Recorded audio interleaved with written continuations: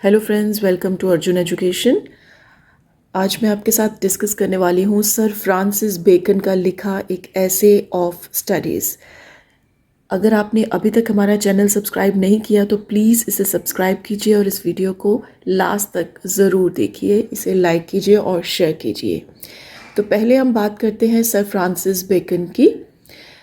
Sir Francis bacon England के एक बहुत ही फेमस और बहुत ही लर्नर्ड, एक स्कॉलर, एक साइंटिस्ट और एक लॉयर थे और बहुत सारी बुक्स लिखी हैं।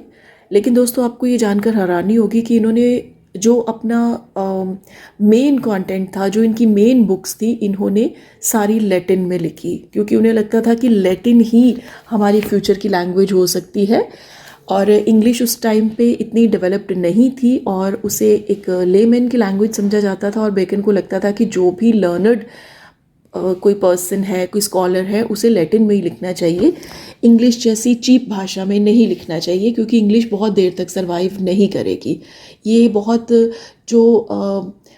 क्वालिफाइड लोग नहीं हैं, ये उनकी भाषा है। तो इसलिए वो ज़्यादातर बहुत सारा कुछ उन्होंने लैटिन में ही लिखा है। लेकिन हैरानी की बात यह है कि आज उन्होंने जो कुछ इंग्लिश में लिखा, बहुत थोड़ा लिखा उन्होंने इंग्लिश में, जो भी कुछ उन्होंने थोड़ा सा इंग्लिश में लिखा, उसी की वजह से ही आज उनकी इतनी पहचान है। और लैटिन में जो उन्होंने लिखा और वो आज कहाँ है, किसी को इस बात का कोई एहसास भी नहीं है। ये एक लॉयर के तौर पे और एक साइंटिस्ट के तौर पे इन्होंने सारी ज़िंदगी काम किया। अदरवाइज़ ये इंग्लैंड के अटॉर्नी जनरल थे और लॉर्ड चांसलर भी थे। इन्होंने 50 से भी ज़्यादा ऐसे लिखे और ये ऐसे सारे इंग्लिश में लिखे थे। और पूरी दुनिया में कोई ऐसा टॉपिक नहीं है जिस पे सर फ्रांसिस बेकन ने नहीं लिखा हो, चाहे वो कोई साइंस के बारे में कोई कॉन्सेप्ट हो, या कोई मैथ्स का कॉन्सेप्ट हो, या कोई लैंग्वेज का फील्ड हो, या लॉजिक हो, या एस्ट्रोनॉमी हो, या एस्ट्रोलॉजी हो। उन्होंने हर एक चीज़ के बारे में लिखा और ये चाहते थे कि दुनिया में कुछ भी ऐसा नहीं होना चाहिए जिसके बारे में उन्होंने कुछ भी ना लिखा हो। तो ये उनकी एक शॉर्ट सी इंट्रोडक्शन है। अदरवाइज़ उनका तारुफ इतना लंबा चौड़ा है कि उसके लिए तो बहुत सारा टाइम लग जाएगा। लेकिन इन शॉर्ट मैं उनके बारे में आपको कुछ बताना चाहती थी। तो चलिए अब हम ऐसे पे चलते हैं। दोस्तों, ऑफ स्टडीज़ ये बेकन के बहुत ही जो पॉपुलर एसेज हैं उनमें से एक है। इतना वेल रिटन ये ऐसे है कि इसमें ऐसा लगता है कि एक भी वर्ड ऐसा नहीं है जिसकी कोई अहमियत नहीं है। तो बेकन के जो ऐसे थे, उनकी खासियत यही होती थी कि वो बहुत ही प्रिसाइज लिखते थे, लेकिन कुछ भी ऐसा नहीं होता था जो कोई मीनिंगलेस या कोई सुपरफ्लुअस या कोई आर्टिफिशियलिटी जिसमें हो। तो बहुत सारे उनके एसेस के सेंटेंसेस, उनकी लाइंस ऐसी हैं जो आज के दौर में मैक्सिम्स बन चुकी हैं। आज के दौर में उनको इस तरह से, जिस तरह से कोटेशंस के रूप में याद किया जाता है, लकोक्तियाँ या मुहावरों के रूप में याद किया गया है। ऑफ स्टडीज़ ऐसा ही एक ऐसे है जिसमें राइटर ने स्टडीज़ के बारे में, बुक्स के बारे में लिखा है और इतने कैलकुलेटेड वे में लिखा है कि हम ये सोचने पे मजबूर हो जाते हैं कि जो ऑथर है, he must be a very learned man. तो उन्होंने अपनी बुक के बारे में जो नॉलेज है, और बुक्स हमारी ज़िंदगी को किस तरह से प्रभावित करती हैं और किस तरह से हमारी लाइफ को चेंज करती हैं, जो भी हम में डिफेक्ट्स हैं, जो भी हमें प्रॉब्लम्स हैं, बुक्स उनको किस तरह से क्योर करती हैं। तो ये सारा कुछ उन्होंने बहुत ही अच्छे तरीके से इस ऐसे में बताया है। बुक्स को कैसे पढ़ना चाहिए, बुक्स की टाइप्स क्या होती हैं, पढ़ना कैसे चाहिए, उनकी यूजेस क्या हैं, और कभी कभी हार्मफुल भी हो जाता है ज़्यादा पढ़ना। ये सारा कुछ उन्होंने इस ऐसे में बताया है। तो चलिए हम पढ़ना शुरू करते हैं। एक बार जो सबसे पहली लाइन में उन्होंने कहा है कि studies serve for delight, for ornament and for ability. यानी कि जो पढ़ाई है, जो पढ़ना है, जो अध्ययन है, वो डिलाइटमेंट के लिए यानी कि प्लेजर के लिए, ऑर्नामेंट के लिए यानी कि शो ऑफ करने के लिए, या फिर एबिलिटी के लिए जो कि हम किसी चीज़ को करने के समर्थ हैं उसके लिए। इन तीनों पर्पसेस के लिए स्टडी होती है। यानी कि जो स्टडी का लेकिन चीफ पर्पस जो है, जो मेन पर्पस है पढ़ने का, वो डिलाइट है कि अगर हमारे पास लेजर है, फ्री टाइम है और अकेलापन भी है तो हमें बुक्स को ज़रूर पढ़ना चाहिए। इनकी एक ऑर्नामेंटल वैल्यू भी है, हमें शो ऑफ करने के लिए भी इसको यूज़ कर सकते हैं। जब हम किसी के साथ कॉन्वर्सेशन करते हैं तो हम बुक की लैंग्वेज यूज़ कर सकते हैं, डिफरेंट डिफरेंट बुक्स का रेफरेंस दे सकते हैं, जिससे सुनने वाले को ये पता लगे कि ये बहुत ही पढ़ा लिखा आदमी है, कि इसको बात करने की सेंस है, ये बहुत ही अच्छी डिक्शन, वर्ड्स, वोकैबुलरी यूज़ करता है। इसके अलावा स्टडीज़ जो है वो हमें जजमेंट की एबिलिटी को डेवलप करती हैं कि हम कितनी इजीली किसी चीज़ को, किसी मसले को समझ सकते हैं। और जो पढ़े लिखे इंसान हैं, जो लर्नड मैन हैं, वो ही जनरल प्लान्स को बनाते हैं कि कुछ भी करना है वो कैसे करना है, पॉलिसीज़ बनानी है, प्लान्स बनाने हैं, बिजनेस को मैनेज करना है, ओवरऑल किस तरह से ये सब कुछ करना है, ये पढ़े लिखे बंदे बहुत अच्छी तरह से कर सकते हैं। तो ये यूजेस हैं स्टडीज़ के जो हमें बेकर ने बताए हैं। अब वो कुछ एब्यूज़ की बात भी करता है, जिसमें वो कहता है कि बहुत ज़्यादा अगर हम ज़रूरत से ज़्यादा टाइम स्टडीज़ पे लगाते हैं तो इसका मतलब है कि आप बहुत लेज़ी हैं, आप उठ के कोई काम करना पसंद नहीं करते, तो आप पड़े पड़े बिस्तर पे लेटे लेटे आपको लगता है कि आप बस पढ़ते जाओ, यही बहुत अच्छी बात है। तो अगर हम बहुत ज़्यादा वक्त पढ़ने पे लगाते हैं तो ये कोई बहुत अच्छा नहीं माना गया है। और अगर हम बहुत ज़्यादा पढ़ाई अपनी शो ऑफ करते हैं, जब हम बातें करते हैं, जब हम कॉन्वर्सेशन करते हैं, तो हम ये बताने की कोशिश करते हैं कि हम बहुत पढ़े लिखे आदमी हैं, मतलब टू मच हो गया। एक तो हो गया जेन्युइन, कि हमारी बातों से पता लगे कि हम इंटेलेक्चुअल हैं, हम अच्छे रीडर हैं, हम अच्छे लर्नड मैन हैं, लेकिन ये एक रीज़नेबल लिमिट तक अच्छा लगता है। लेकिन अगर हम बहुत ज़्यादा हद तक अपनी इस बात को अपनी कॉन्वर्सेशन में दिखाएंगे तो ऐसा लगेगा कि हम पढ़ाई की अपनी डींगे हाँक रहे हैं, कि हम बहुत ज़्यादा इसको शो ऑफ या एक कहेंगे कि वेन डिस्प्ले ऑफ लर्निंग हम कर रहे हैं। और अगर हम जो हमने बुक से पढ़ा है, जो हमने रूल्स बुक से पढ़े हैं, अगर हमारी जजमेंट्स उन पे बहुत ज़्यादा डिपेंड करती है कि हम बुकिश तरह से ही जीना पसंद करते हैं, तो वो एक हम कह सकते हैं कि वो एक सनकीपन समझा जाता है।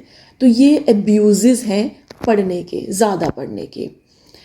अब अगर हम देखें तो जो स्टडीज़ हैं, बेकन कहता है कि जो स्टडीज़ हैं वो हमें जो डिफेक्ट्स हैं, जो डेफिशिएंसी हैं, जो कमज़ोरियां हैं, उनको ढकने के काम आती हैं, जो बाय नेचर हमें डेफिशिएंसीज हैं। और प्रैक्टिकल एक्सपीरियंस जो हमें पढ़ने से मिलता है, तो जो और भी ज़्यादा हमारी नॉलेज में इजाफा कर देता है। और ये जो प्रैक्टिकल एक्सपीरियंस है या फिर जो हमारा अध्ययन है, जो हमारी पढ़ाई है, दोनों मिलके एक आदमी की पर्सनैलिटी को परफेक्ट बना देते हैं, संपूर्ण बना देते हैं। बाय नेचर हम सब लोग इम्परफेक्ट हैं। नेचुरल टैलेंट को अगर हम प्रॉपरली शेप अप करना चाहते हैं, मोल्ड करना चाहते हैं, तो ये पढ़ाई के ज़रिए, ये अध्ययन के ज़रिए पॉसिबल है। क्योंकि पढ़ाई हमारे सारे जो दोष हैं या जो अच्छी तरह से हमें किसी भी चीज़ के बारे में पता नहीं है, ये सारे गुणों को और निखार देती है, अवगुणों को ढक देती है। तो इसीलिए शायद पढ़े लिखे इंसान की हर जगह पे रिस्पेक्ट होती है। लेकिन जो कनिंग लोग हैं, जो अपने आप को बहुत स्मार्ट समझते हैं, वो स्टडी को एक यूजलेस आर्ट समझते हैं। जो सिंपल पर्सन है उनको लगता है कि पढ़ाई बहुत कमाल की चीज़ है, क्योंकि वो ज़्यादा पढ़ते नहीं हैं लेकिन वो पढ़ने को अच्छा समझते हैं। लेकिन जो समझदार आदमी है वो स्टडी करता है और उसको प्रैक्टिकली यूज़ भी करता है। तो ये उसने तीनों तरह के आदमी जो नॉर्मली हमें सोसाइटी में मिलते हैं, तीनों तरह के आदमियों को उसने उनके जो गुण हैं उनको बताया है कि कनिंग आदमी कैसा होता है, सिंपल आदमी कैसा होता है और वाइज आदमी कैसा होता है। अब है कि पढ़ने के लिए जो एक राइट एटीट्यूड है वो भी हमें पता होना चाहिए। एक बुक को सिर्फ इसीलिए नहीं पढ़ा जाना चाहिए कि हमें उसको पढ़ के उसके अगेंस्ट जाना है, या जो कहा गया है, राइटर ने जो कहा है उसके अगेंस्ट हमें बात करनी है कि हम इस बात को नहीं मानते। सिर्फ क्रिटिसाइजिंग के एंगल से या अपने उन जो भी राइटर ने कहा है उसको कॉन्ट्राडिक्ट करने के एटीट्यूड से ही हमें किताबों को नहीं पढ़ना चाहिए। और ना ही हमें इस तरह से सोचना चाहिए कि जो भी बुक में लिखा है वो बिल्कुल सही है। ऐसा बिल्कुल नहीं होना चाहिए। और ना ही एक बुक को इस इंटेंशन के साथ पढ़ा जाना चाहिए कि ये हमारी कॉन्वर्सेशन को और भी ज़्यादा बेहतर कर देगी। यहाँ पे एक बहुत ही अच्छी लाइन लिखी गई है, मैं वो पढ़ती हूँ। Some books are to be tested, others to be swallowed, and some few to be chewed and digested. That is, some books are to be read only in parts. कि कुछ किताबें हैं जिनको थोड़ा थोड़ा पढ़ा जाना ही सफिशेंट होता है। कुछ किताबें ऐसी होती हैं जिनको पढ़ा तो जाना चाहिए लेकिन बहुत क्यूरियोसिटी से, बहुत डीपली नहीं पढ़ा जाना चाहिए। लेकिन कुछ एक किताबें ऐसी होती हैं जिनको आपको पूरी तरह से पढ़ के और आत्मसात कर लेना चाहिए, कि जो हमारी एक अटेंशन के, हमारे पूरी तरह से कंसंट्रेशन के काबिल होती हैं, कि जो च्यू कर लेना और डाइजेस्ट कर लेना, खा लेना, उनको आत्मसात अपने आप में उस बुक को रम जाए वो बुक हम में। तो इस तरह से उसने अलग अलग बुक्स को भी डिस्टिंग्विश किया है। कुछ बुक्स ऐसी होती हैं कि जिनकी समरी लेना ही सफिशेंट होता है, लेकिन ये वैसी बुक होंगी जिसकी ज़्यादा इम्पोर्टेंस नहीं है। इसमें बहुत ज़्यादा मज़ा आप नहीं ले सकते, प्लेजर आप नहीं ले सकते। तो वही बुक्स हैं जिनको पार्ट्स में पढ़ा जाना चाहिए। अब है कि किस तरह से पढ़ा जाना चाहिए। रीडिंग ये हमारे माइंड को नए आइडिया से और थॉट से भर देती है, जिससे अल्टीमेटली हमारी पर्सनैलिटी एक संपूर्णता की तरफ बढ़ती है। कॉन्वर्सेशन जो है वो इंसान के माइंड को अलर्ट करती है। जब हम बात करते हैं तो हम सुनते हैं, हम बोलते हैं, हम दिमाग लगाते हैं समझने के लिए और फिर दिमाग लगाते हैं आंसर देने के लिए, उसे पहले सोचने के लिए। ये हमें क्विक विटेड बनाती है। और कभी भी हम शॉर्ट ऑफ वर्ड्स नहीं होते, कि कभी भी ऐसा नहीं होता कि कोई पढ़ा लिखा आदमी हो उसे कोई जवाब ना सूझे। हमेशा उसी को जवाब नहीं सूझता जिसके अंदर वोकैबुलरी नहीं होती या थॉट्स नहीं होते। और जो बुक्स पढ़ते हैं उनमें ये दोनों चीज़ें होती हैं। जो भी हम पढ़ते हैं अगर हम उसके नोट्स बनाते हैं तो वो इंसान बहुत ही एक सिस्टमेटिक हो जाता है। उसकी टॉकिंग में, उसकी थिंकिंग में एक तरह की प्रिसाइजनेस आ जाती है कि वो बहुत ज़हीन तरीन हो जाता है। अब आगे हमें ये बताया हुआ है कि किस तरह से स्टडीज़ इंसान की पर्सनैलिटी को मोल्ड करती है, जिसके बारे में पहले भी राइटर ने हमें बताया था। डिफरेंट तरह की बुक्स होती हैं, उनका रीडर पे डिफरेंट इफ़ेक्ट्स होता है। जैसे हिस्ट्री की हम बुक पढ़ें तो हम वाइज हो जाएंगे, ऑफ कोर्स, क्योंकि हिस्ट्री में जो लोगों ने बहुत गलतियाँ की हैं या जो बहुत अच्छे काम किए हैं जिनकी वजह से उन्हें बहुत कुछ मिला, या गलतियाँ जिनकी वजह से उन्होंने बहुत कुछ गंवाया, तो अगर हम ये रिकॉर्ड्स पढ़ते हैं तो हम नेचुरली हमें ये सब कुछ पता चलेगा और हम वाइज हो जाएंगे। सो हिस्ट्री इंसान को वाइज बनाती है, समझदार बनाती है। पोइट्री हमारा इमेजिनेशन और सिंप्लिसिटी का स्किल डेवलप करती है, क्योंकि कोई भी पोइट्री लिटरेचर की शुरुआत जो है वो इमेजिनेशन से होती है। मैथ्स जो है, मैथमेटिक्स, गणित, हमें हमारे माइंड को बहुत सटल, बहुत कीन, बहुत ज़हीन बना देता है, क्योंकि इसमें छोटी छोटी कैलकुलेशंस, पॉइंट्स, सिफर, ज़ीरो, 1, 2, मतलब हर एक तरह का हमें उसमें सटलनेस जो है हमारे कैरेक्टर में आती है। जो लॉजिक है, जो तर्क है या रेट्रिक्स है कि it is the study of talking, persuasion, जिसमें हम सीखते हैं कि हमें कैसे अच्छा बोलना है, और लॉजिक है कि तर्क।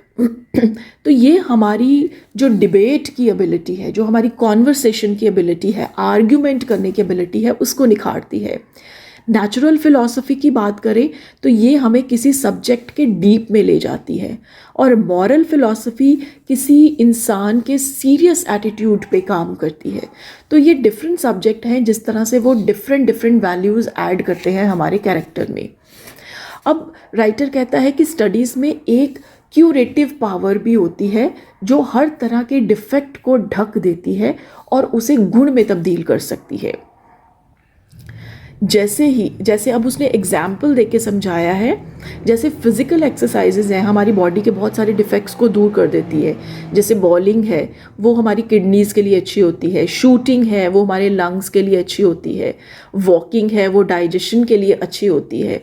इस तरह से और भी एक्सरसाइजेज उसने बताई हैं, और इसका कंपैरिजन किया है स्टडीज़ से कि अगर हम स्टडी ऑफ मैथमेटिक्स करते हैं तो अगर हमारा दिमाग भटकता है तो मैथमेटिक्स की स्टडी उसे कंट्रोल में लाती है। अगर किसी आदमी को कन्फ्यूजन ऑफ थॉट रहता है, उसको थॉट्स में स्टेबिलिटी नहीं है, तब उसे स्कॉलास्टिक फ़िलॉसफी पढ़नी चाहिए, जैसे स्कूल्स में जिस तरह से पढ़ाया जाता है। इसको एक तरह का हम कह सकते हैं कि जो शैक्षिक दर्शन है, दर्शन शास्त्र को हम पढ़ते हैं तो हमारी जो उलझन है वो दूर होती है। एक आदमी जिसको रेफरेंसेस और इलस्ट्रेशंस याद नहीं रहती, जैसे हम बात करते हैं तो हम उदाहरण देते हैं उसमें कि डिफरेंट जगह से चीज़ों से उदाहरण लेते हैं आर्गुमेंट्स को अपने स्ट्रॉन्ग करने के लिए। तो ऐसे लोगों को लॉ केसेस पढ़ने चाहिए और जो कि हर कदम पे उनका मार्गदर्शन करेंगे। सो इस तरह से हर एक मेंटल डिफेक्ट के लिए स्टडीज़ में एक सूटेबल रेमेडी है, इलाज है। अगर हम स्टाइल की बात करें तो बेकन के स्टाइल में बहुत ज़्यादा सिंप्लिसिटी है। उसने कोई भी कहीं पे भी ऐसे वर्ड्स यूज़ नहीं किए जो हमारे अभी आउट ऑफ यूज़ हो गए हैं, या बहुत कोई डिफ़िकल्ट कंस्ट्रक्शन यूज़ नहीं की। बहुत ही रेसी और ऐसा स्टाइल है जिसमें फ्रेजेस उसने यूज़ किए हैं। एक रिच लैंग्वेज है, रिच वोकैबुलरी यूज़ की है, लेकिन डिफ़िकल्ट नहीं है। बार बार उसने कंपैरिजन किया है और हर एक आर्गुमेंट को बहुत ही एक प्रेजेंटेबल वे में दिखाया है। हम बहुत कुछ सीख सकते हैं बेकन की लैंग्वेजेस में। जो हमारी डे टू डे लाइफ में जो हम सिमिलीज, जो कंपैरिजन्स यूज़ करते हैं, वो इसने यूज़ किए हैं। बहुत सारी लैटिन कोटेशंस का भी यूज़ किया है। अगर अब हम बुक्स लेते हैं तो हमें उन लैटिन जो कोटेशंस हैं उनका इंग्लिश में ट्रांसलेशन साथ में मिलता है, तो इसलिए अभी हमारे लिए कोई ऐसी मुश्किल बात नहीं है। इसके स्टाइल का एक इंटरेस्टिंग एस्पेक्ट ये भी है कि बहुत सारे सेंटेंसेस हैं वो हमें ऐसा लगता है कि अभी ख़त्म हो जाएंगे, लेकिन वो चलते रहते हैं, 2 फोल्ड 3 फोल्ड बहुत सारे। जैसे इसकी फर्स्ट लाइन ही है, जो फर्स्ट लाइन मैंने अभी पढ़ी, study serve for delight, for ornament and for ability, some books are to be tested,